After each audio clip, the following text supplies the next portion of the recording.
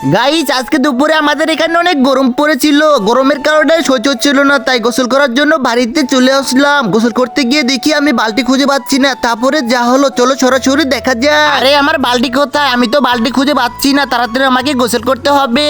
আরে মালিক দেখো আমি এখানে রয়েছি, দেখো তুমি তাড়াতাড়ি আমাকে নিয়ে গোসল করো, তোমার তো অনেক গরম লেগেছে। এই চালা এই তুই এখান থেকে সরবি, দেখ আমি কত সুন্দর, মালিক আমাকে নিয়ে গোসল করবে। আরে মালিক তুমি আমাকে নিয়ে গোসল করো। এই লাল বালতি এই তুই চুপ করবি, আমি দেখতে বিশ্ব সুন্দরী বুঝছ না, মালিক আমাকে নিয়ে গোসল করবে, তুই চুপ কর। আরে ও বলে বিশ্ব সুন্দরী, আরে তুই তো বিশ্বের কাইলা সুন্দরী, তোকে নিয়ে মালিক কোনোদিনে গোসল করবে না, আজকে মালিক আমাকে নিয়ে গোসল করবে। আরে তোরা ঝগড়া করা বাদ দিবি, আজকে তো অনেক গরম পড়েছে, গরমের কারণে আজকে মনে হচ্ছে তোর জ্বালায় আমি গোসলই করতে পারবো না। আরে মালিক তুমি টেনশন করো না, দেখো আমি এখানে রয়েছি, তুমি আমাকে নিয়ে খুব শান্তির মতো গোসল করতে পারো, তাহলে তোমার অনেক আরাম লাগবে মালিক। আরে তুই ঠিক বলেছিস, আজকে আমি তোকে নিয়ে গোসল করব।